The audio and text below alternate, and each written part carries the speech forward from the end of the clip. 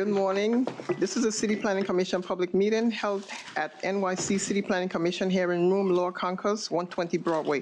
Today is Wednesday, November 14, 2018. As a courtesy during the proceedings, we ask that you please turn off all cell phones and beepers. All speakers should fill out a speaker's card. In addition, we ask that those providing testimony please identify yourself, limit your remarks to 3 minutes, and speak clearly into the microphone. I will now call the roll. Chair Lago. Here. Vice Chairman Knuckles. Here. Commissioner Capelli. Here. Commissioner Cerullo. Here. Commissioner Delausse. Here. Commissioner Dweck. Here. Commissioner Edie. Here. Commissioner Efron. Here. Commissioner Knight. Here. Commissioner Levin. Here. Commissioner Marin. Here. Commissioner Ortiz. Here. Commissioner Rampershed. Here. A quorum is present. The first item is the approval of the minutes of the regular meeting of Wednesday, October 31st, 2018. On the minutes, all in favor? Aye. Opposed? Minutes are approved. Scheduling on calendar numbers 1 through 21, we have resolutions for adoption. Scheduling December 5th, 2018 for a public hearing to be held at NYC City Planning Commission hearing room, Lower Concourse, 120 Broadway. On the resolution, all in favor? Aye. Opposed? Resolutions are adopted. The next part of the calendar is the report section on page 41. Borough of Brooklyn, calendar numbers 22 and 23. Calendar number 22, CD2, C180344, ZMK. Calendar number 23, N180345, ZRK. In the matter of applications for zoning map and zoning text amendments concerning 29 J Street rezoning. For favorable reports on calendar numbers 22 and 23, Chair Lago. Yes. Vice Chairman Knuckles. Yes. Commissioner Capelli. Yes. Commissioner Cerullo. Yes. Commissioner Delausse. Yes. Commissioner Dweck. Yes. Commissioner Edie. Yes. Commissioner Efron. Yes. Commissioner Knight. Yes. Commissioner Levin. Yes. Commissioner Marin. Yes. Commissioner Ortiz. Yes. Commissioner Rampershed. Yes. Favorable reports have been adopted on calendar numbers 22 and 23. Borough of Staten Island, calendar numbers 24 and 25. Calendar number 24, CD2, N180252, ZAR. Calendar number 25, N180253, ZAR. In the matter of applications for the grant of authorizations concerning 17 Haven Esplanade. For adoption on calendar numbers 24 and 25. Chair Lago. Yes.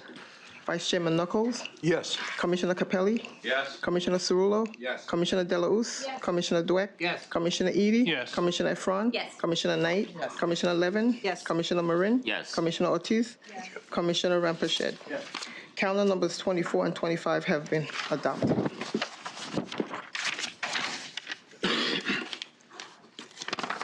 Borough of Staten Island, calendar numbers 26 and 27. Calendar numbers 26, CD2, N190149, ZAR. Calendar number 27, N190150, ZAR. In the matter of applications for the grant of authorizations concerning Hungerford School at Pet Rights Campus. For adoption on calendar numbers 26 and 27. Chair Lago. Yes. Vice Chairman Knuckles. Yes. Commissioner Capelli. Yes. Commissioner Cerullo. Yes. Commissioner Delausse. Yes. Commissioner Dweck. Yes. Commissioner Edie. Yes. Commissioner Efron. Yes. Commissioner Knight. Yes. Commissioner Levin. Yes. Commissioner Marin. Yes. Commissioner Ortiz. Yes. Commissioner Rampershed. Calendar numbers 26 and 27 have been adopted. Borough of Staten Island, calendar number 28, CD3, N170375, RCR. In the matter of an application for the grant of a certification concerning 110, 116, and 120 Wiener Street. For adoption on calendar number 28. Chair Lago. Yes. Vice Chairman Knuckles. Yes. Commissioner Capelli. Yes. Commissioner Cerullo. Yes. Commissioner Delausse. Yes. Commissioner Dweck. Yes. Commissioner Edie. Yes. Commissioner Efron. Yes. Commissioner Knight. Yes. Commissioner Levin. Yes. Commissioner Marin. Yes. Commissioner Ortiz. Yes. Commissioner Rampershed. Yes.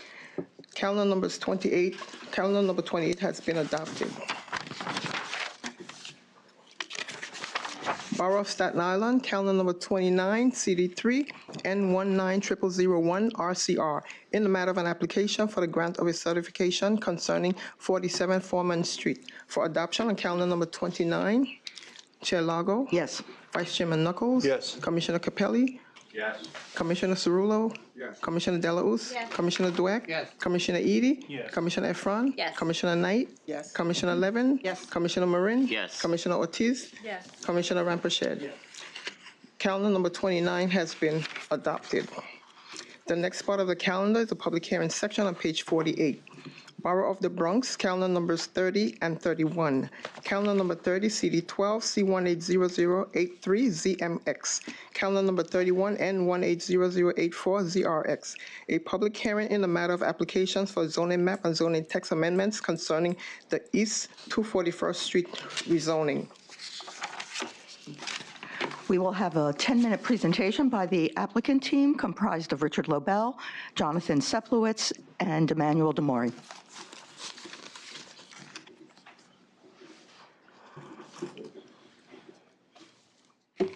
Good morning. My name is Emmanuel de Amor from Afghan Architects. The rest of my team is not here yet. Do you want me to just do it? It's all yours.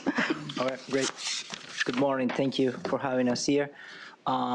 So the proposed is sorry. Is this moving? There we go. All right, so the applicant team is Enclave. Afghan Architects, the architect. Richard Lobel's office is the land use attorney. This presentation, the client is supposed to, introduce their company. They're basically looking to stress properties and they're trying to improve them. So they have a few samples that they've done in the Bronx and several areas that they have worked out these stressed properties. This is one example. It's in close proximity. It's in Mount Vernon, but it's a close proximity from where this site is, and they renovated an abandoned location, and now it's a Westchester Community College branch there. So the proposed is a rezone for the block 5087 from an M11 to an R7D with the C24 overlay. Our lots include 1, 9, and 12, and there is an MIH mapped for the block, as well as to be included within the transit zone, since it was previously an M district, transformed into a residential district, and the proximity to the train, of course, it will be established as a transit zone. So back in 2015, we were to the community board, and they were requested additional parking, which we provided as a self-serve structure on the ground for 47 spaces. And then in 2018, finally, we went back to the community board, and we were approved in the last meeting, anonymous. Again, going to the proposed rezone, it's an M11 district going hopefully to rezone to R7D with the C24 overlay. That demonstrates that the tax included in the corner of our property is bounded by White Plains Road, Furman, and 241st Street. In addition, with the proposed rezone would also make the existing non-compliance use within the block. There is a few residential uses along the block, so then they will become compliant as well. Here's Richard. Do you want to introduce the benefits to the community? Thank you. Thanks, Manuel. Good morning.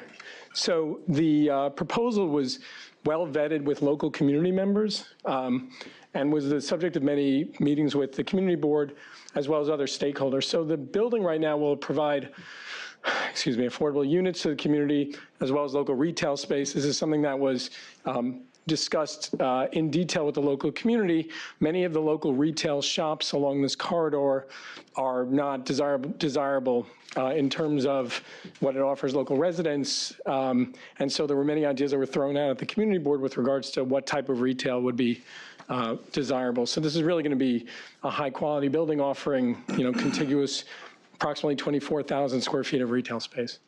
The site was previously a gas station and auto repair, as well as vacant lots. This block itself was heavily underutilized. The buildings ranged from 1 to 3 stories, which included auto uses, vacant uses, as well as some residential use, which would be conforming under the rezoning. So the property itself, being approximately 29,000 square feet, is going to produce 162,000 square feet of residential development. This is seen as something which is, definitely a bonus to the and a boon to the surrounding area.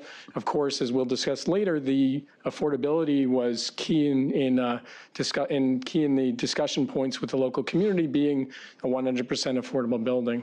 The project also was accepted into the brownfield cleanup program. There was a significant amount of remediation required at the site, given the fact that there were these historic automotive and gas station uses. So in accordance with that, the community was also very happy that the site would eventually be cleaned. I guess I would just basically defer to Emmanuel on discussion of the architectural aspects of the building, as well as the prior developments that have been worked on by Outgang. I would just note that the development right now is in line with the goals of the Eastchester Wakefield with rezoning, which was approved in 2007. That rezoning rezoned much of White Plains Road in this area to an R6. And the proposed development at approximately 90 feet in height is roughly in line with what would amount to R6 MIH development. So we're really feel that the context is well within the surrounding area. So do you want to just talk about that? Emmanuel Demore again. So with the proposed rezone, we'll facilitate the construction of a 9-story building, approximately 137,000 square feet of residential and 25,000 square feet of commercial, with a 5.6 FAR and 186 welding units. These are on the bottom right. It's some of the examples of previous projects around the area with rezones that facilitated on Webster Avenue, 400 units, and 156th Street, 600 and plus units, and so on. Again, like Richard was mentioning before, the site is, unutilized right now, and it's right next to the train station. These are some of the pictures of surrounding areas. The site front is on 3 streets, White Plains Road, 241st Street, and Furman Avenue, and it's approximately 29,000 square feet of zoning lot. Because it fronts on 3 Street, the building, turns on a U-shaped structure, and this court, it will be used as an outdoor recreation area over the roof of the first floor. So on the ground floor, again, the retail was a very strong component for the client as well as for the community. So we intended to push all the residential uses and, vehicle circulation away and maintain an open concept to attract different tenants. On the height diagram, we also trying to express that we are, even below the maximum base height at 9 stories, but given 16 feet for the first floor, again, to attract different tenants in the area that is very much needed. And the unit distribution, again, it's family-oriented. So we're providing 31% 2 bedrooms and 10% 3 bedrooms. And then we also rearrange the location of the 3 bedrooms to make sure they have the most amount of light into them. We are providing approximately 2,200 square feet of indoor recreation area, as well as outdoor recreation area, laundry rooms, bicycle storage, etc. Okay, so, sorry. No, that's fine. Go back to. No, that's fine. So just briefly to close with the discussion of the affordability, the program is intended to be within the HPD mix and match program, with 50% of the units offered at AMIs of 60% or less, including 15% with deep affordability, as well as 50% at AMIs of 80 to 100%. We note that with regards to the unit distribution, as was mentioned by Emmanuel, the 2 bedrooms and 3 bedrooms amount to roughly 40% of the unit breakdown. This is something which is seen as a goal of the Bronx Borough President. We're happy to be able to comply with this request. And essentially, we've gotten phenomenal support, both at the Community Board and the Bronx Borough President's Office. So we're hopeful that the Commission will find this to be meritorious rezoning, and we're happy to answer any questions. Thank you. Questions from the Commission? Vice Chair Knuckles. Thank you. Good morning. Mr. LaBelle, are you representing the developer? I am. Okay. What is the, and I think it was in our write-up, but I just don't remember it. What's the AMI, the local AMI for Community Board 12? You know, I think we can return that number to the commission. We have an affordability consultant who was unable to attend this morning, but we can talk about the local AMI and return that information to you. Okay. Well, let me first say this is my neighborhood, and I know that site well, and it's been a blight at that intersection for a long time. So I think basically this would be a real improvement. But let me ask you about another benefit that I think this project could conceivably yield. As you know, this is, the site is directly adjacent to the terminus point of the IRT number 2. And there is a dearth of ADA access in the subway system writ large. And at this particular site, where the landing is, I don't know, 30 to 35 feet above ground level, do you think, or does the developer think that the project would benefit from having a handicap access elevator, which would permit people not only from the from your site here, but commuters to access the elevator for purposes of the subway? So what I can tell you is that. And have you been in communication with the MTA? We have. So the MTA, we've been in discussions with the MTA. There was an initial conversation with regards to whether or not some type of easement could be offered to provide such access. I think it's something that the developer is open to and is willing to continue in those discussions. I think that at this time, given the fact that the rezoning was not final and that this is still something that was in flux, they have not reached any type of formal arrangement. But I know that there were conversations, and again, I think that, I mean, we are sensitive to the issues regarding accessibility to the extent that that was something which was beneficial to the project as well as to the MTA. It's something we'd be happy to engage in. Let me quote John McLaughlin, on a scale of 10, 10 being absolute certainty that you want this thing, and 10 being, and 0 being not interested, where would you characterize the developer's posture? Being a big John McLaughlin fan, I will say that we're at a solid 5. I honestly don't want to make any representation. I mean, you know, I know there were conversations. We were not, you know, we were open to that, and I know those happened, you know, at some point during the rezoning process. But beyond that, there has not been any discussion. I think it's something where, you know, I think we'll be talking to them, and we would indeed love to be able to come to some arrangement. But as a practical matter, I think the developer was measuring the site and the amount of commercial square footage and what, you know, whether or not it would be feasible to do that with the you know, with the current proposed layout. But again, you know, it's not. I'm not saying that it's something that would be shut down. I'm saying that, you know, we would be engaged in further conversations. And the developer told me to express to the commission that we would be speaking to MTA again. Well, I'm sure you appreciate the fact that if the rezoning is granted from a manufacturing to a mixed-use zoning, 186 units is going to add large numbers of commuters to this station. And I think it would benefit the community, and it would certainly benefit, I think, arguably your project if this amenity were to be added. So speaking only for me, it looms large in my consideration, and I would hope that you would encourage the developer to really have a good faith conversation with the MTA about this. I appreciate that. I know that I speak for Vice Chair Knuckles, and I suspect for quite a number of other members of the commission, that on the McLaughlin scale, this looms as a 9.9. Oh, wow. Okay. We, you know, I will engage in that conversation with the developer, and you know, I'm hopeful we can reach some sort of arrangement. Thank you, Chair. Commissioner Capelli. I would just echo the chair and vice chair's suggested comments to you. It is something that is very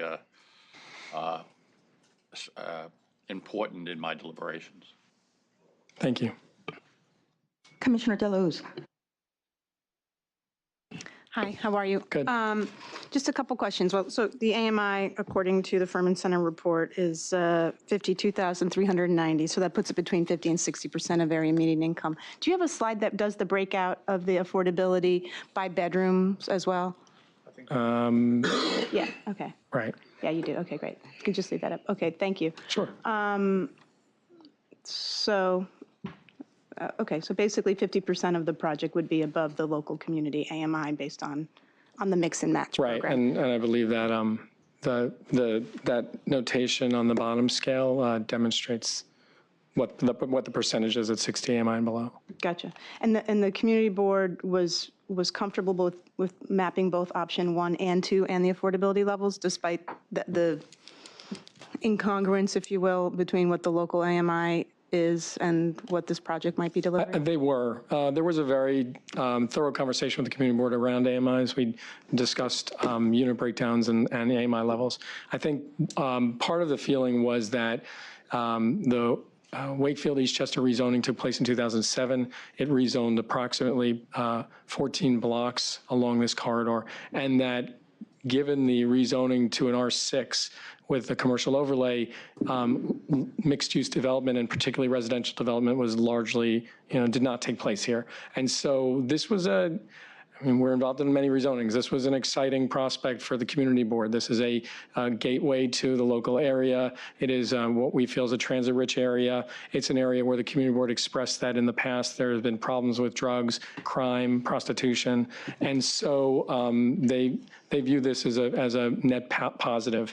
The fact that understanding the AMI levels that the developer has chosen to submit to HPD financing and be 100% affordable was somewhat persuasive to the community board. So we're always looking to do better, but I do think that I think that this project really hits the mark in many of these areas. Okay. And the other question, if I may, so what are the plans for the commercial space? I mean, it's pretty large.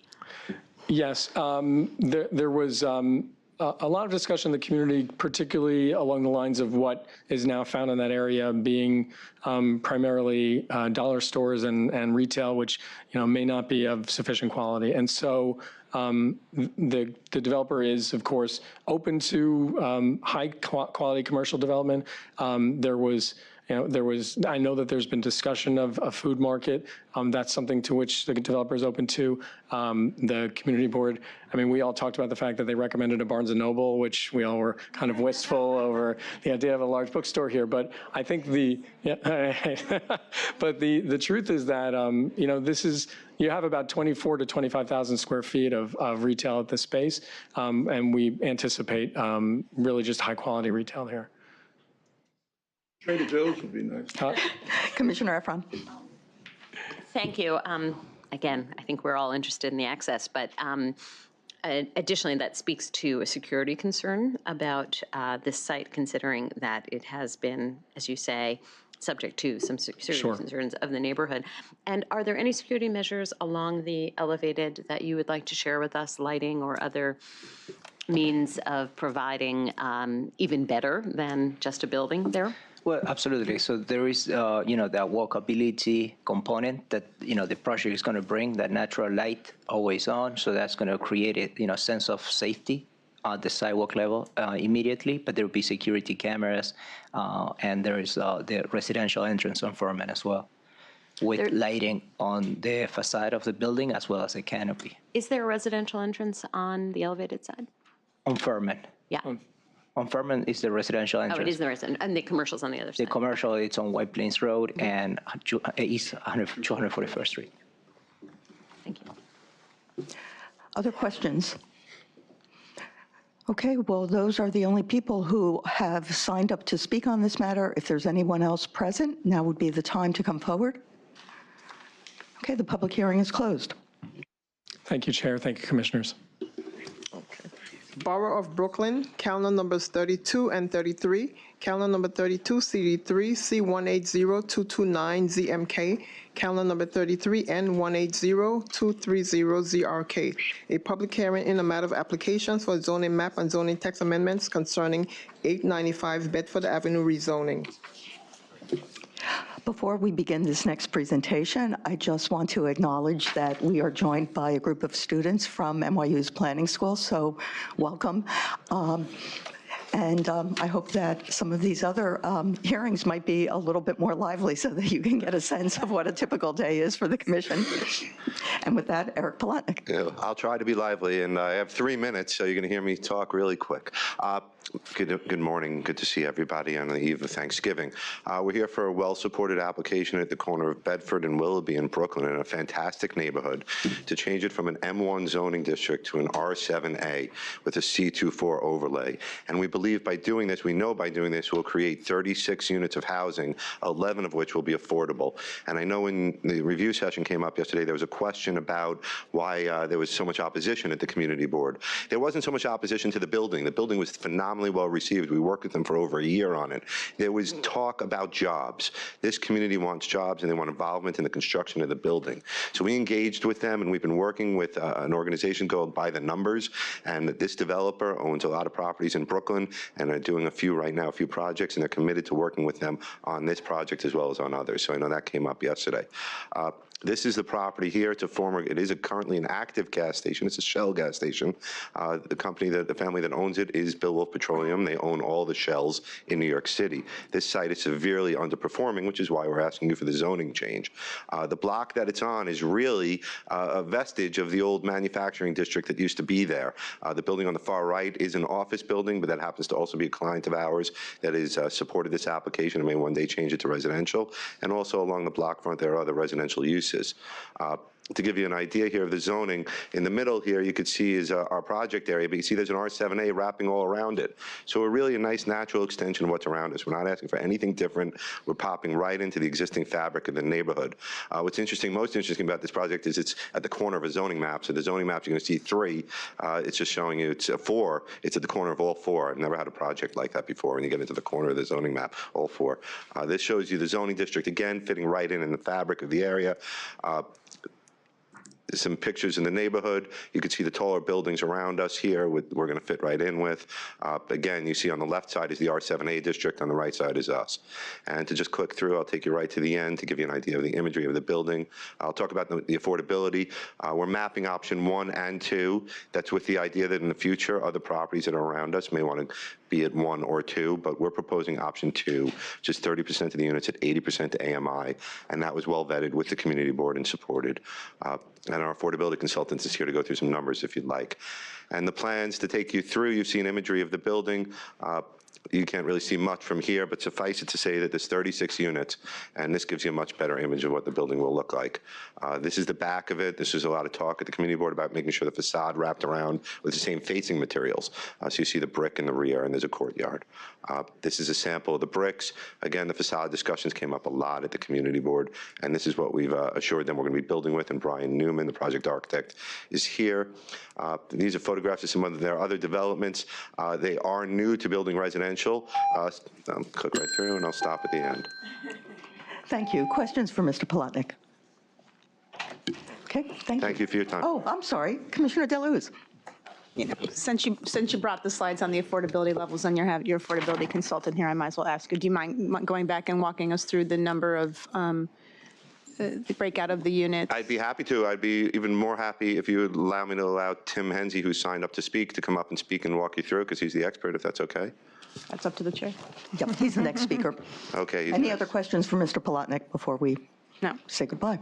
All right, I'll find the slide. Thank you for your And time. then our next speaker is Timothy Hensey. Good morning. My name is Tim Hensey. Speak slow. You're not on the time clock. All right, thank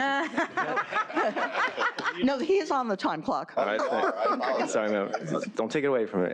So we've working with the community board. We came up with 11 units under option 2, and that includes 4 units at 60% AMI, 3 units at 80% AMI, and 4 units at 100% AMI. So the 60% is roughly 11% 100% of the project. The 80% units are 8%, and the 100% units are 11% of the overall project. There are 6 one-bedrooms and 5 two-bedrooms.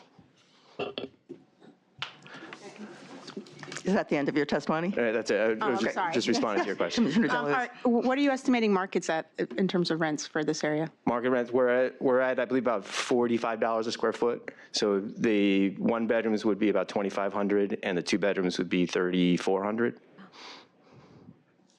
Okay. Other questions for Mr. Hensy? I'll just point out that the AMI level in this community is actually almost exactly the same as the other hearing we just had. So just as a comparison, despite the changes in the gentrification that's gone on, it's still about $52,000. $52,000, yeah. All right. Thank you. Thank you. Our next speaker is Brian Newman.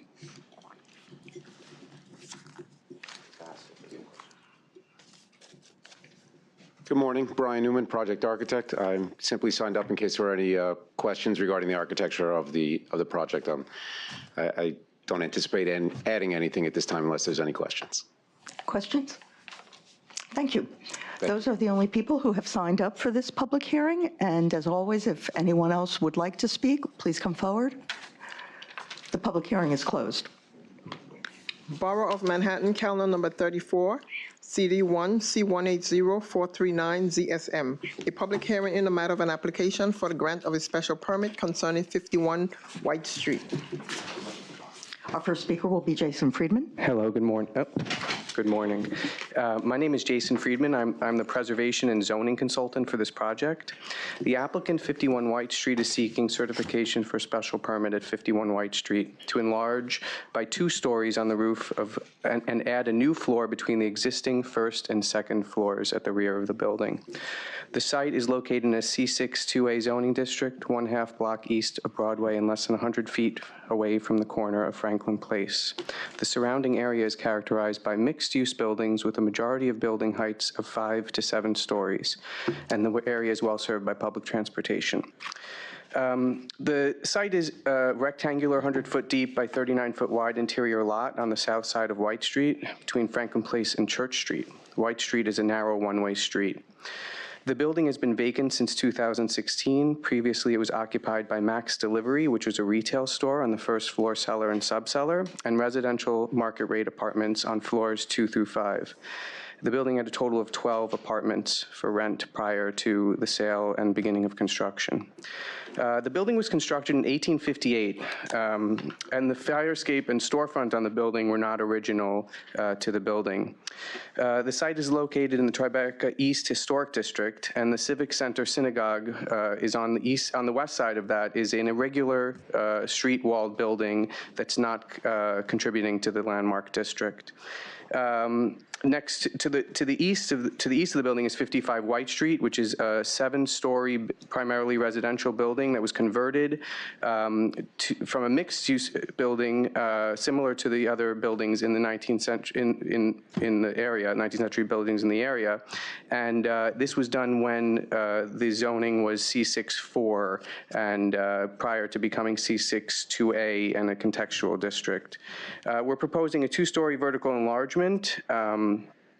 And we've designed this enlargement using a series of setbacks in bulk from 12 to 38 feet so that we push the bulk back from the front of the building and the original 19th century 5-story facade and prevent any visibility from the street. The new floor that's proposed between the first and second floor, only in the rear of the building, is 8'6" high. I'm going to just jump right to this. Okay. In order to achieve the proposed bulk enlargement, the applicant is requesting waivers for height, setback distance, and inner court and rear yard window requirements. The existing building is 76.2, and the as-of-right is 76 feet 2 inches tall, and the as-of-right maximum building height for the site is 67 feet. Therefore, a waiver is needed to allow for the building to enlarge at all. The applicant is proposing an overall height of 100 feet, including bulkheads and mechanical equipment, and the proposed 7th floor roof is 93 feet in height. Okay, sorry, Mr. Friedman. Okay. At this point, we'll turn it over to questions from the commission. Yes, Vice Chair Knuckles. What is the height of the building, Mr. Friedman? Yeah, to the top of the bulkhead is 100 feet. To the top of the roof above the 7th floor is more like 92 feet or 93 feet. Okay. Other questions? Yes, Commissioner Delahoo's. Can you speak to any contact with adjacent neighbors about the project and any issues that have come up? Yeah, so right away, when we proposed to the Landmarks Commission and the Community Board for our certificate of appropriateness, we contacted the synagogue next door. We contacted the Historic Districts Council. At the C of A hearing, the Historic Districts Council didn't comment, which is generally a good thing. And the synagogue has been working with us while we work on our as-of-right conversion of the building, of the existing 5-story building. And then there was some interest by the community and then the Borough President's office to reach out more. So when we got that from the community board, we reached out to all the neighbors that touched all the adjacent building lots. And then after the Borough President recommended it with considerations, we posted flyers around the neighborhood within the blocks to tell everybody about this public hearing today. And so since then, has there been any additional comments or anything? No. Okay. Other questions? Yes, Commissioner Levin. Could you explain a little bit more about the floor 1A, the mezzanine, and how that would relate? It just seems like it looks odd on the plans. So, Okay, so if you could explain more about what's going on, how the residential units will be arranged throughout the building. This is what, only 6 residential units? There's mezzanine. Yes, 6 units, yeah. Yeah. So, But you got 7.5 floors, so. right, so the top one is a duplex, Yep. and the mezzanine is one, and the first floor through 5th floor are each one. And the way that we were able to get the mezzanine or floor 1A between the existing first floor and the existing second floor was to lower the first floor and raise the second floor in the rear a bit so that we could have 8'6" on the first floor, 8'6" in this mezzanine 1A floor, and then actually the height in the second floor still remains quite tall because it was about 14 feet from the existing second floor to the existing 3rd floor, where we were able to take that kind of height and blend it down to the first floor. Okay. So is this going to be a rental building, condo? No, it's a condominium. Okay, so someone's going to have an appetite for that back mezzanine floor, we think.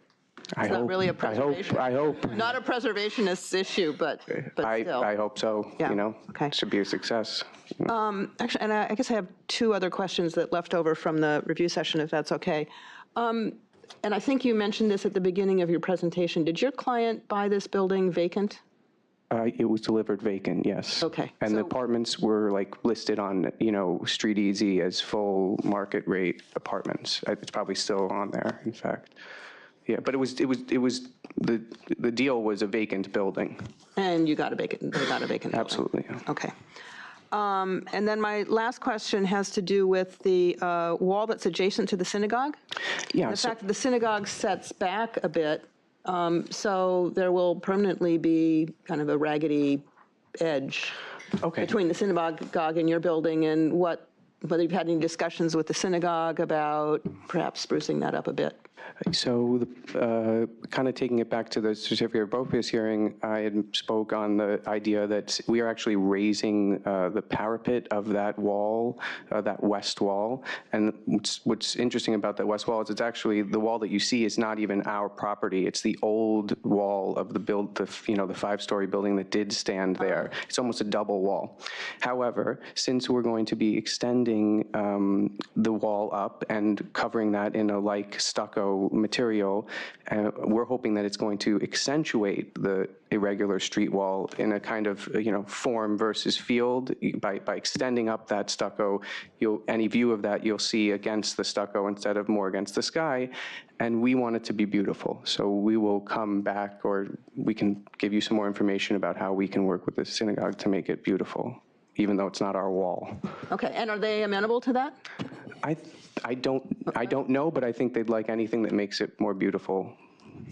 We actually received a letter from the synagogue expressing their interest in working on the beautification. Good, yeah, I would imagine it would not be a huge intervention to make something better than a blank concrete wall there, and since it's going to be permanent, I think it's probably in everyone's interest to make that work out. Thank you. Other questions? Yes, Commissioner Mudine. Since we're on that wall, Mr. Friedman, I'd like to ask you about the axonometric you show with the section. You have a dashed line that says top of 1930, and then it says, I'm going to assume it says 49 West Wall. What is that wall? I'm sure. Okay, so originally where the synagogue is, which I don't know, used to be a continuous street wall between our building and the building to the west. And that building, in fact, even had a mansard roof. So it was taller than 75 feet, and it would have left this kind of angular wall there that was taken down when that building was raised. So it's just to demonstrate what was there at one point. That was really my sell at the, to the public hearing at Landmarks more than. Got it, and making argument for the two additional stories. Thank you. That was that argument. If anyone ever doubts that commissioners closely read the materials. Other questions? Thank you, Mr. Friedman. Thanks. Thank you. And again, no one else has signed up to speak at this hearing, but now would be the time to come forward if you're inspired. Okay, public hearing is closed. Borough of Staten Island, calendar number 35, CD1, C180514, PQR, a public hearing in the matter of an application for the acquisition of property concerning DOT Staten Island Vehicle Maintenance and Repair Facility. Our speaker is Aaliyah Kasem, and she is joined for questions by Kalilan Stewart and from Dale Lazarson, respectively, the first two from DOT and Ms. Lazarson from DCAS. Hello, good morning. My name is Aaliyah Kasem from DOT Borough Commissioner. I am joined here by DOT and DCAS colleague to present the Yellow Rope application. Thank you. The Yellow Rope application for the continued use of 1893 Richmond Terrace as a fleet service repair and maintenance facility for your consideration and approval. The facility is located on Richmond Terrace at Jewett Avenue intersection. It is located in an M1-1 manufacturing zone. DOT received the Yellow Rope approval to lease this site as a fleet service repair and maintenance facility in January 1990 and entered into a lease agreement with the property owner the same year for a term of 20 years with a renewal options. The original lease has expired and DOT is currently in a month-to-month license agreement with a property owner. DOT is seeking approval through this year to continue the use to use this site as a vehicle and equipment maintenance and repair facility in order to service Staten Island. And this facility is essential for DOT's continue operation for the agency's efforts in increasing efficiency and for meeting Staten Island resurfacing and repavement goals. Oh, sorry. I didn't know there was, I don't know how to, never mind. Sorry. So these are just, the following images are just images looking from different rounds of the site. I just would like to please note there is no new construction proposed, no alteration of planned in alteration to the size of the building, and no new development. DOT is seeking to continue to utilize this site as a repair and maintenance job in the same manner that City Planning Commission originally approved in 1990. Thank you. Any question? Yes, Commissioner Cirillo. Just a quick question based on the photograph, and I don't know that I've connected to this, seeing the site in person, but based on what the use of this space is and other city agency facilities that exist around and what their uses are, why is this property surrounded by barbed wire fencing? So just a fencing that is to kind of differentiate the the site from the rest, and I'm not entirely sure. Can I defer it to my colleague? Yeah, of course, of course. I'm just posing that question because obviously the fencing makes sense to me, but the barbed wire, I mean, it's a maintenance facility. It's not a super, necessarily super secure where barbed wire would be, Trucks not trying to escape. Yeah, I don't know. Well, we don't know if people are trying to keep people out or in. I don't know which one it is, but I just wonder what the purpose of that is, and did that predate? Is it longer than 1990? It was part of the original site, or was that something DOT installed for a particular purpose? Just wondering. I am not entirely sure, but I could follow up with that. Understood. Any other? Commissioner Capelli. Yes. Has the agency looked into purchasing this property? I'm going to defer that to my DCAS colleague. Yeah, great. Thank you. Thanks so much. Hi, good morning. For the record, I'm Dale Lazarson with DCAS. I'll take the second question first. The property is not available for sale right now. In fact, the owner, who is not the original owner, but in 1999 became the owner, is a long-term holder of real estate, and he currently expects to continue to hold long-term with the city's presence. Who's the owner? His name is Gary Pitzik. I cannot pronounce his last name, my apologies. It's a private owner.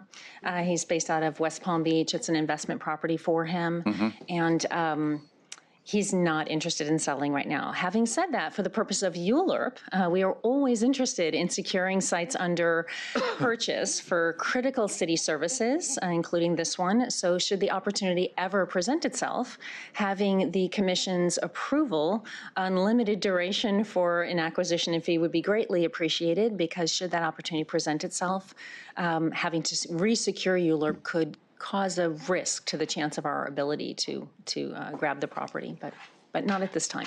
Okay. It is a long-term lease opportunity. And if I can just throw it back to DOT for a second, this is your paving operations.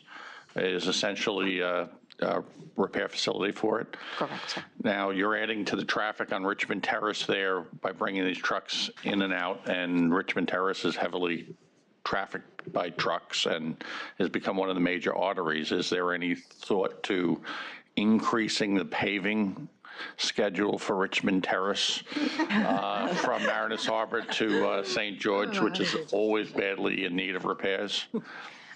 We definitely do understand that, and now Richmond Terrace is going to be utilized. There is certain procedure and servicing condition of the road, so that will be constantly looked at. How about an annual repaving? We will definitely look into that. Thank you. Other questions? Well, can we get to the first question? Yep, absolutely, Just I'm interested in, I don't know why. Yeah, sure. And then dovetailing back to the first question, which was the question about the barbed wire. That is not original on the fencing. In fact, much of the fencing was damaged in Superstorm Sandy. So not absolutely certain of this, but this is probably for security and safety measures more than it is for anything else, given the industrial operation going on. Should there be any, shenanigans in the area, this is a deterrent. Also, I would say that's, yeah. Again, deterrent, yeah. So it's probably more so to protect folks from any kind of shenanigans on the property, but. So just to be clear on the order, was there barbed wire on the fencing prior to Superstorm Sandy and the replacement of the fence? I am not certain of that. We can certainly get back to you. That would be helpful to know. Definitely. But obviously, since Sandy and the replacement of the fence, barbed wire exists. It does. And when we're responding, we can also let you know the specific purpose of it. That would be very helpful, because, I understand all the reasons why barbed wire could be installed. I just don't, I would like to understand better the concern about the use and the existence of the barbed wire and what the rationale was for thinking this was important, because we do have other city facilities, sanitation garages and other things that, without some, incredible reasoning, I don't know why this would be in the middle of the neighborhood, as industrial as the neighborhood is in this portion, but there is a residential community not far from here, so just wonder. Sure. Capelli. Living in a residential community not far from there, I'm somewhat offended by the suggestion that you need barbed wire to keep people who are working there safe. If that's the rationale, I find it completely unacceptable. I'm sorry, I didn't mean to offend. What I meant more was that based on the operations on the site, and it's not uncommon, but your question is valid and we will get back to you confirming it. Sure. What I meant more was that if there are significant industrial tools on site, there are no underground storage tanks here, but if there's fueling on site, the kind of equipment, whatever, should anyone, want to come onto the property, they themselves could be hurt potentially. So it's not so much what you're suggesting, and I don't mean to offend. But again, I will certainly get back to you with the very specific response on this. Sure, and I'll just add that it would be interesting to know if this was, even though the city would know why it was there, if it was the city who requested or installed it, or was it the private owner? I mean, I realize that there's that relationship too, and so just you could add that to the update. Absolutely. Thank you. We'll give you a thorough answer. Thank you. Any other questions? Okay, thank you. There are no other folks signed up to speak on this matter, but again, if anyone... Okay, the public hearing is closed. Madam Secretary, anything else? No, Madam Chair. So we are ending this public meeting in under an hour. This is truly a red letter day. So, Can we do